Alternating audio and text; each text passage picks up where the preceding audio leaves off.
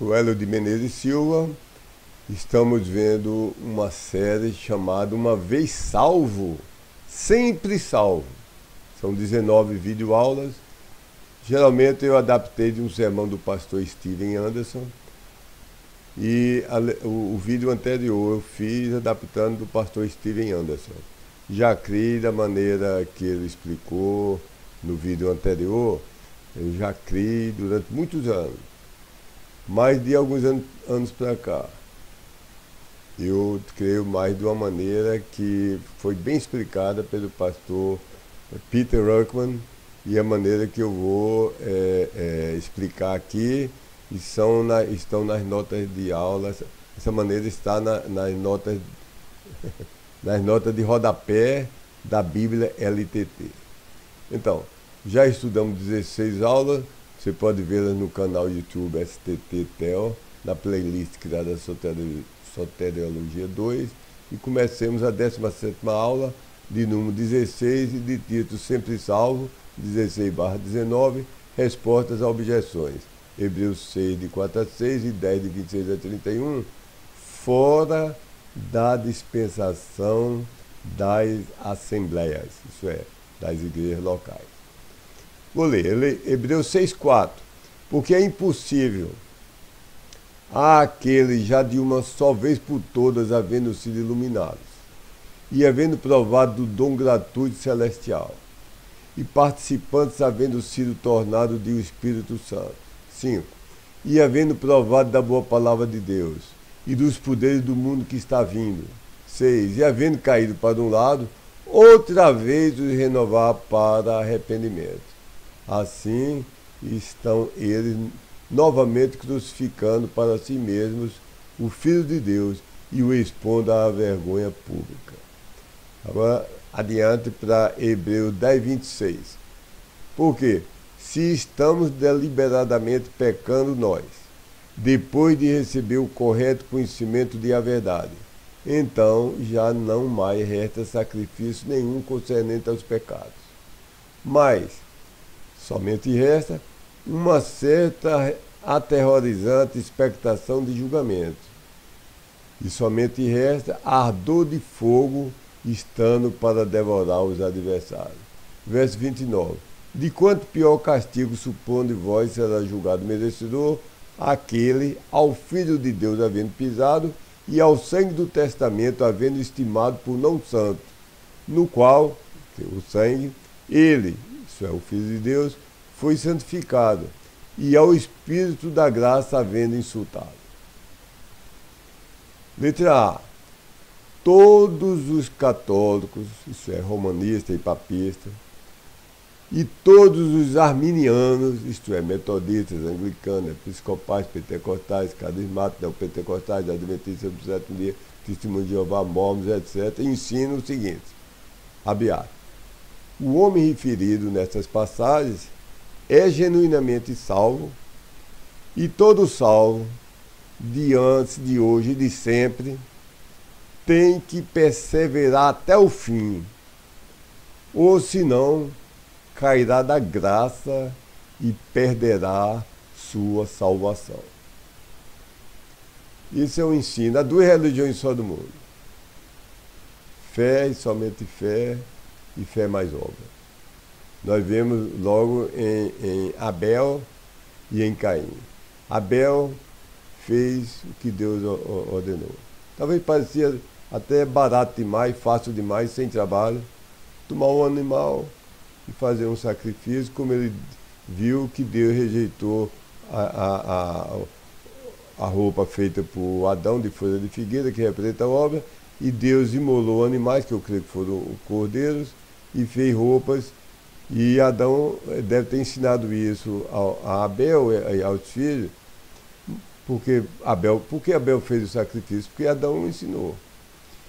Mas Caim se revoltou. Deus disse, maldita será a terra, pois eu vou fazer uma plantação aqui e tirar carros, carroças, montanhas de legumes, de frutas, de cereais e oferecer a Deus. Ao invés de somente pegar um cordeiro que vaga aí pelas pastagens, é muito fácil. Então, Caim fez obras e a oferta dele foi recusada, é a de Abel, pela fé. Então, as duas religiões do mundo estão aí. Só há duas religiões do mundo. Só fé e só obra, só Jesus Cristo, a salvação é só a responsabilidade dele, a preservação. Ou então, bom, é um pouco de fé e um pouco de obra. Voltando, os arminianos e os romanistas erram terrivelmente, pois contrariam tudo que já provamos pela Bíblia nas páginas web dele. Vou citar só uma vez, a página é grande, www.sodescriptura-tt.org/soteriologia e santificação/32A, e se refere aos falsos mestres. Até a página, esse mesmo início, e 32Q, pessoas específicas. Então eu analisei 110 ou 120 versículos, mais usados pelos que objetam a doutrina de segurança de salvação, e classificando a letra A, B, C, D, E, F, G, H, I, J, L, M, N, O, P, Q. Eu pedi a conta aqui, viu? Mas são 17 letras. Então eu analisei esses cento e tantos versículos nessas 17 categorias, mostrando que as objeções são falsas, são erradas, não tem base bíblica. Então, primeiro, isso que foi dito pelos arminianos acima se conflita com a Bíblia, como eu mostrei nesses 17 artigos. Também é dito em Hebreus 6, 4, é impossível, verso 6, outra vez o renovar para arrependimento. E isso implica, inescapavelmente, que não há rearrependimento, nem ressalvação. Isso é ignorado por todo o pentecostal que diga, pedi, ganhei salvação, não sei como será no dia da minha morte. Que a Bíblia diz, se for possível pedir, só pede uma vez. Diz claramente, prestemos atenção nas palavras. Verso 4, é impossível, verso 6, outra vez o renovar para arrependimento. É impossível quem perdeu a salvação voltar a ganhar. Isso é ignorado, é muito cômodo para o arminiano, né? Letra B, estou dividindo em várias letras. Scofield parece brilhante ao mudar, havendo provado nos versos 4 e 5, para algo que eu posso resumir mais ou menos assim. Eles puseram na pontinha da língua, na pontinha do lábio, começaram a sentir o gosto, mas nunca engoliram. Finalmente, cuspiram para fora o que nunca tinha realmente sido parte deles. Então, Scofield parece brilhante, que transforma um verbo em grego que significa provar no sentido de comer, receber e ingerir, ele transforma em somente isso, sentir o gosto, como os provadores de café ou de vinho, que examinam centenas de xícaras e só pode sentir o gosto e cospe fora. Então, o Scofield parece brilhante, é seguido por muitos, mas fez essa tolice. E ele também erra ao ligar essas passagens com Hebreus 3, o capítulo 3 e o capítulo 4, e interpretar que o homem de que trata 6, de 4 a 6 e 10, de 26 a 31, é semelhante aos espias de Cades Barnea, que nós encontramos em Números, capítulo 13 e 14, que entraram na terra, viram, andaram na terra prometida, para lá e para cá, tomaram as uvas nas mãos, mas retrocederam quando estavam no limiar da salvação. E não se apossaram da terra. Depois não quiseram ir para a terra. E depois fizeram campanha para o povo não ir. E intimidaram o povo para o povo não ir. Então, Scofield faz essa lenga-lenga toda, viu? Mas ele erra. A doença inflamatória de gregoíte, isso é, ficar fazendo malévolos, malabarismos e truques com o grego. Gregorita é assim, que há palavras que, de acordo com o contexto, em português, inglês, francês, em qualquer língua, pode ter um sentido ou ter outro. E o contexto, sabe, eu dou muito esse exemplo. Se eu vejo uma senhora de bem, é uma crente, falando em o pó é bom, eu penso que é um pó, aquele negócio que se usa no rosto. Mas se eu estiver ouvindo um líder, um chefe de quadrilha, falando o pó é bom, veio da Colômbia, veio não sei de onde, eu sei imediatamente que é uma droga, cocaína, heroína, é alguma coisa muito mal. Então o contexto diz tudo. Aí as traduções feitas desde a época da Reforma, em dezenas de idiomas, por centenas ou milhares de tradutores, homens crentes, consagrados a Deus, temerosos de Deus, as traduções usadas por quase 400 anos, diz uma coisa e o pessoal que pega essa doença terrível de Gregorite, vai para um seminário aí qualquer e se acha o super erudito que descobriu que ninguém nunca tinha descoberto, que é mais inteligente que todo mundo, e fica trocando coisa por coisa. Então, essa doença inflamatória diz que puseram no lábio, depois cuspiram fora, isso é loucura dentro do seu contexto. E diante do uso da mesma palavra em João 8, 52, a mesmíssima palavra grega, analise como ela é usada em João 8, 52.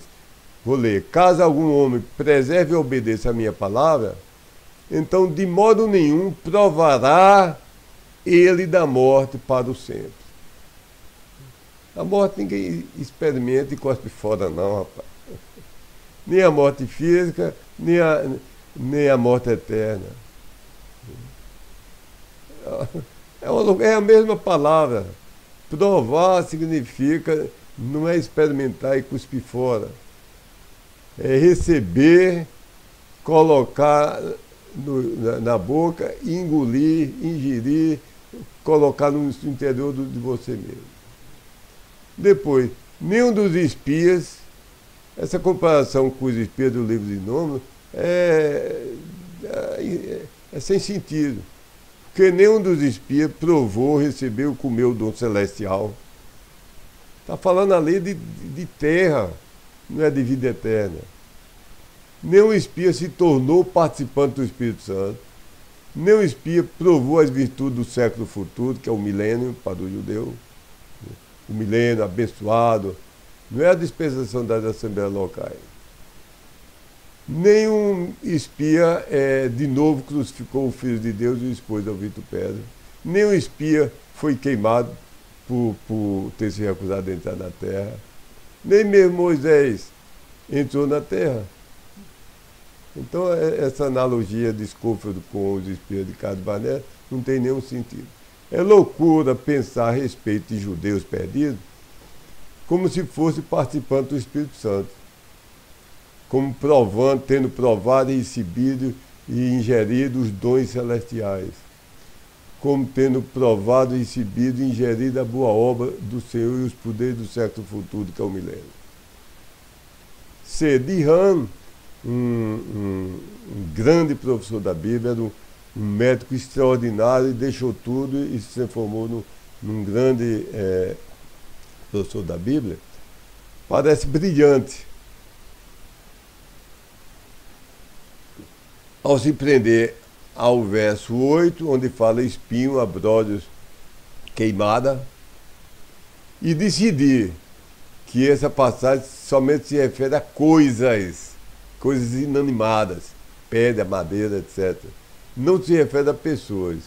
Então ele diz que são as coisas que serão queimadas. A exemplo do que acontece em 1 Coríntios 3, 12 a 15, onde fala em madeira, feno, palha e o fogo provará. Mas de Han está errado. Por exemplo, Malaquias, evidentemente ele está errado.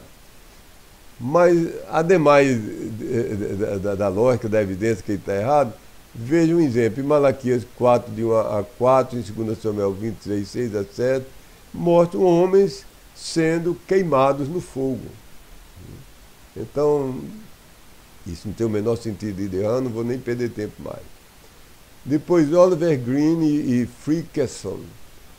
Aliás, Frickson. Parece brilhante ao ensinar que a passagem é hipotética e que na realidade é uma prova de uma vez salvo, sempre salvo. Sim, a intenção dele pode ser boa, a conclusão é boa, mas o meio do caminho está errado. O argumento está errado. Então, eles parecem brilhantes ao ensinar que a passagem é hipotética e que os condicionais se da passagem, que aparece explicitamente em 10:26 e está implícito em outros locais, não podem ocorrer. Mas se pudesse ocorrer, isso é, se um crente da atual dispensação das igrejas pudesse perder sua salvação, que já foi sobejamente provado que não pode, então, se isso ocorrer, seria impossível ser salvo de novo. Portanto, a conclusão dele, abre aspas, toda a passagem foi escrita para que o leitor possa conhecer a segurança, a garantia, a seguridade que possui, de modo a ele ganhar segurança interna na sua alma. O objetivo dele pode ser bom, mas o argumento está errado. Erram esses dois autores, erram porque é dito em 10:26. Se estamos deliberadamente pecando, não está dito assim, se fosse possível pecarmos. Quando diz se estamos, fica implícito que é possível estarmos. Então, o fato de Deus ter dito, se estamos deliberadamente pecando, implica que é possível pecar.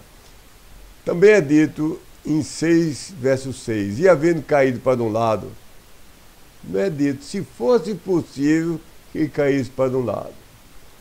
E também é dito em 10:29, aquele havendo pisado o Filho de Deus.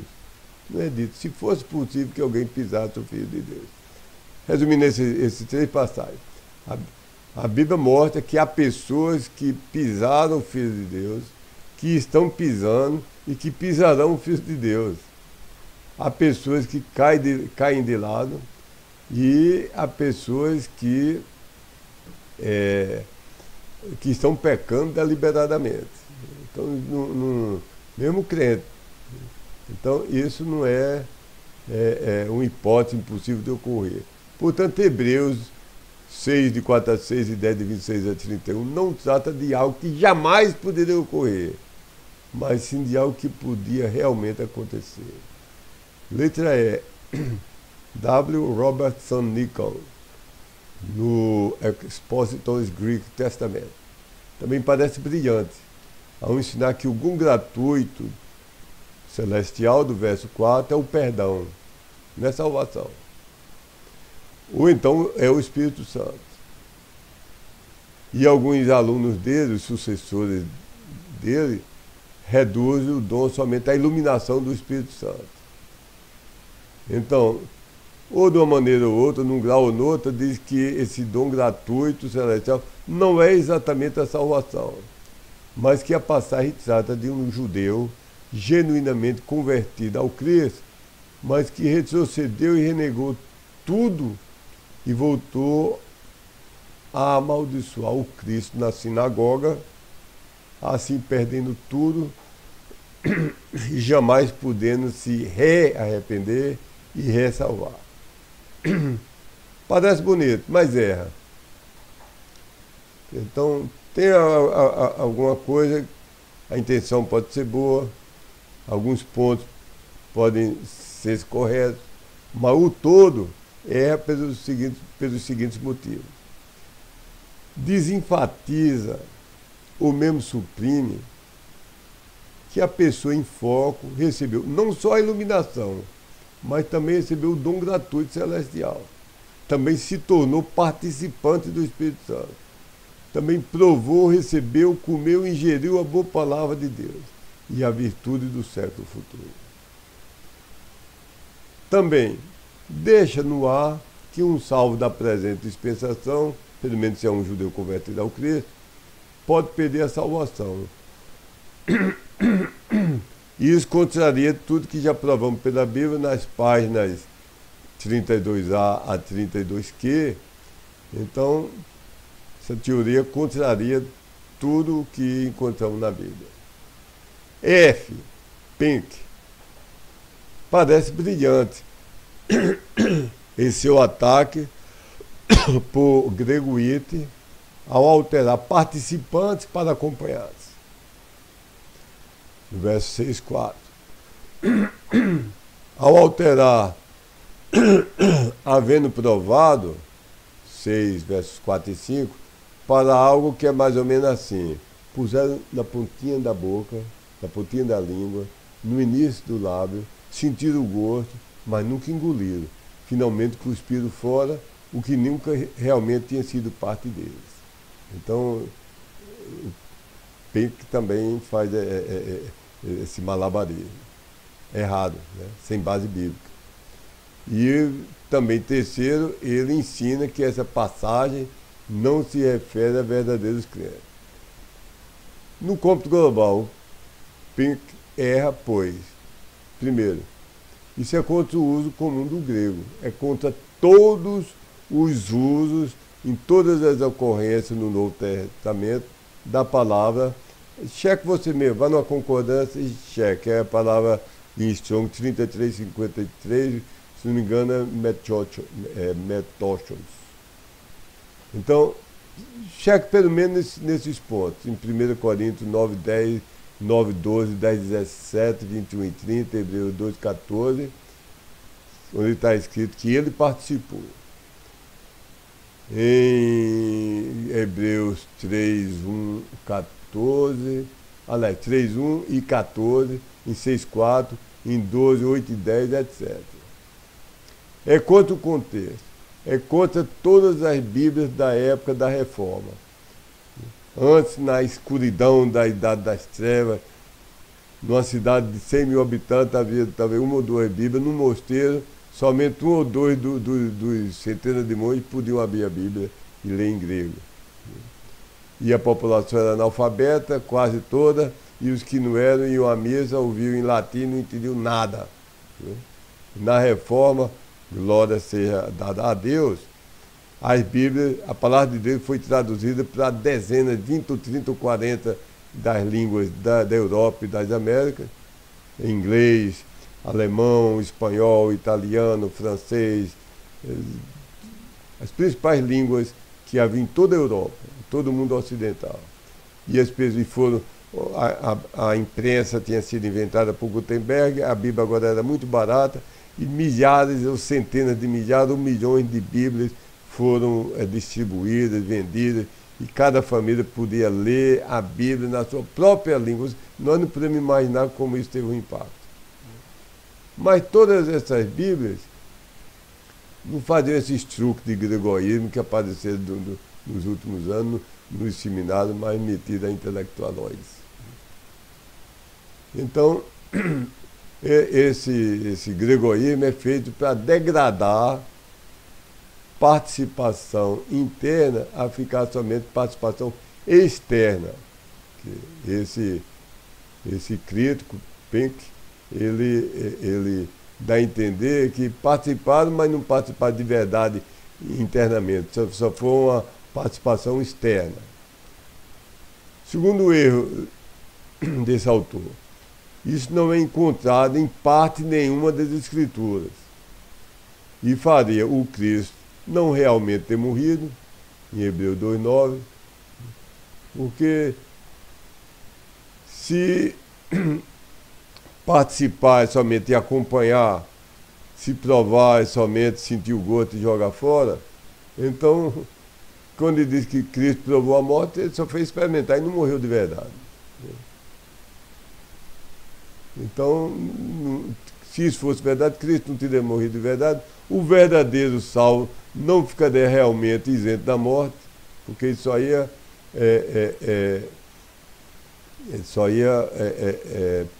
experimentar. Né? E nós já vimos em João 8:52, onde Cristo falou que aqueles que tivessem provado dele não viriam à morte eterna. Então, não provariam a morte eterna. Então, não faz sentido. Viu? E é impossível participar do Espírito Santo e ainda está perdido. Participou do Espírito Santo, mas não participou, foi uma participação externa, não foi interna, isso é tentar cobrir o sol com a peneira. Conclusão. Primeiro, nenhuma interpretação, para ser honesta, pode deixar de enfatizar a ressalva que vem logo depois desse texto para os verdadeiros crentes da presente dispensação das assembleias locais.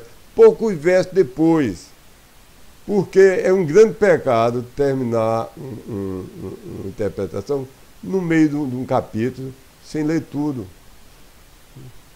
Aí dá a impressão, lê 2, 3 versos no início, distorce para significar uma coisa, não vê que aquela teoria maluca é contradita logo depois. Quando nós vamos para o versículo 9 do mesmo capítulo, diz: mas quanto a vós, ó amados. Então há uma mudança.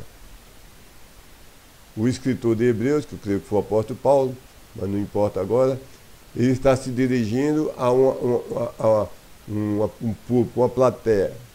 Depois muda e está se dirigindo agora aos verdadeiros crentes. Então o que ele estava falando não era de verdadeiro crente.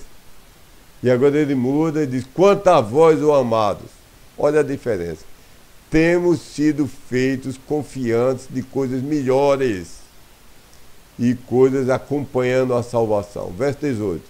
Para que, através de 2 coisas imutáveis, nas quais é impossível Deus mentir, tenhamos a firme consolação, nós aqueles havendo corrido para o refúgio, para lançar mão da esperança colocada diante de nós, a qual, isso é a esperança, temos como âncora. Você já viu uma âncora? Um navio de milhares de toneladas, que tem um porto de Cabedelo. E vejo navios enormes. E aquela âncora vai e se enfia no lodo ou na pedra e prende firmemente. Vem tempestade, vem furacão, vem o que vier, o navio não sai dali. Então a Bíblia diz: a qual esperança temos como âncora da alma, tanto segura como firme. Então toda interpretação, todo crente for honesto, deve, ao explicar os versos acima do 9, deve ver esses versos depois do verso 9. Segundo, à luz do que já provamos nas páginas web, desde aquela que eu citei, 32A até 32Q, fica desprovado tudo que foi dito acima sobre perda de salvação. Nada afeta o verdadeiro salvo na dispensação das assembleias locais quanto à segurança da salvação. Hebreus 6, de 4 a 6 e 10, de 26 a 31, se refere e aplica de forma literal e direta de entender aos israelitas. Olha, Hebreus é uma carta a Hebreus. Não é a gentil como eu, salvo membro de uma igreja de gentios. Então a gente deve toda a Bíblia é inspirada de Gênesis e Apocalipse, mas a diferença quando Deus está falando a um grupo ou outro grupo, numa situação ou noutra situação. Eu sou professor, eu fui engenheiro, fui diretor técnico da companhia de habitação, fui professor de escola dominical, fui professor de matemática, e as cartas que eu escrevia para um vizinho, ou para um aluno, ou para um funcionário da empresa, não é tomada pela minha esposa e pelos meus filhos como dirigida a eles. Se eu ameaço um funcionário desonesto e faltoso, que se ele continuar fazendo isso, ele vai ser demitido, eu não estou dizendo isso a minha esposa nem a meus filhos. O que eu estou prometendo aos meus filhos não se aplica aos funcionários, nem se aplica aos meus alunos. Então, de forma literal, isso se aplica mesmo aos israelitas, que ainda em corpo terrestre, conviver, aprender e que foram ministrados pelo Cristo presente em carne e osso, tanto a sua ressurreição, e aprenderam pelos 83 apóstolos e discípulos, mas final e definitivamente lá no ano 70, na diáspora sob o general Tito, a nação de Israel foi completamente dispersa através de todas as nações para voltar a existir nos últimos dias. Mas, então, o que eu estou querendo dizer? Isso se aplica, que nós vimos nessa passagem, aplica literalmente aos judeus daquela época de transição. Houve entre Israel e a igreja, houve um período de transição, onde havia já a igreja formada por gentios, onde Paulo foi pregar, Paulo foi o apóstolo aos gentios, e havia igrejas mistas, que havia judeus, havia outros que já tinham se convertido, outros da mesma igreja estavam no limiar, querendo receber o evangelho, mas querendo continuar com circuncisão e com a lei. Então, as passagens escritas explicitamente para igrejas, ou pastores, ou membros de igreja, são de Romanos a Apocalipse. Toda a Bíblia, aliás, de Romanos a Filemão. Toda a Bíblia é inspirada, mas há passagens em Apocalipse que está se referindo a judeus, uma passagem que está se referindo a gentios, a descrentes, outras passagens se referem a crentes, mas eu tenho que diferenciar. Já de Romanos a Filemão, tudo é para a igreja. Fora de Romanos a Filemão, eu tenho que estudar bem. Então, voltando, então a passagem se aplica para os judeus do tempo de Cristo, e desse tempo até o ano 70, que foi um tempo de transição. Também se aplica aos judeus que vão ser salvos na tribulação, ou os gentios também, e que vão ser ministrados e ensinados por duas testemunhas que são judeus, e 144 mil judeus virgens na tribulação vão ser ensinados, vão aprender, vão saber que é verdade, mas vão se acovardar e no fim vão pôr a marca do anticristo. Então vai se aplicar literalmente o que diz aqui em Hebreus 6.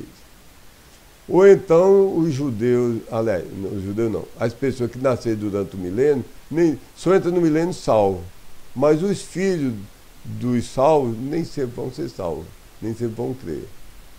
Então quando Satanás é solto das suas correntes ao final do milênio, por um pouco de tempo, então os que eram crentes só de boca para fora, mas na realidade odiavam aquilo e ficavam, se eu tivesse uísque, se tivesse prostíbulos, se houvesse prostituição, se houvesse heroína, sentiam falta disso. Quando o diabo sai, ilude, convence, eles passam para o lado de Satanás, então há a revolta final e Deus então liquida tudo. Então isso se aplica literalmente para essas pessoas no milênio. Note que todas as pessoas desses três grupos, os que viveram na época de Cristo, que viveram na época de Cristo e dos apóstolos, os que viveram na tribulação e os que viveram no milênio, esses três grupos realmente provaram, comeram e engoliram do dom celestial das virtudes do século futuro, que é o milênio. Alegaram conversão, se tornaram participantes do Espírito Santo, mas não ajuntaram obediência e perseverança à fé que eles clamavam ter. Note também que nenhum dos casos é na presente dispensação das Assembleias. Na dispensação das Assembleias, a salvação é somente pela fé, sem necessidade sequer de obras comprobatórias. Deus vê o coração. E a salvação é preservada por Deus, de modo que nada podemos fazer para que a salvação seja perdida. Mas nas outras dispensações, a salvação sempre é somente pela fé, mas a fé tem que ser tal que seja comprovada por obras apropriadas. Da mesma maneira que se um descendente de Abraão disser, eu quero ser judeu, mas eu não vou me circuncidar não. Aquilo era um sinal que ele não era considerado judeu. Então, nas outras dispensações, a pessoa era salva pela fé, mas ter obras que comprovavam a verdadeira fé. A dispensação atual, mesmo que você faz, né, em ter todas as obras comprobatórias perpetuamente, sem falhar nenhum dia, você está salvo porque Deus que diz que lhe preserva. Consequentemente, a passagem também se aplica aos 7 anos da tribulação, que começará após o arrebatamento dos crentes. Maiores detalhes, eu resumi aí, é quase um livro. Se você procurar na internet, é Can You Lose Salvation? O autor é Peter Ruckman. Lá você vai ver maiores detalhes. Eu procurei resumir, não podia botar tudo, você lá vai ver com mais detalhes. E falei também muito rapidamente, posso ter me enganado numa palavra ou noutra, vá me perdoando. E uma vez salvo, sempre salvo.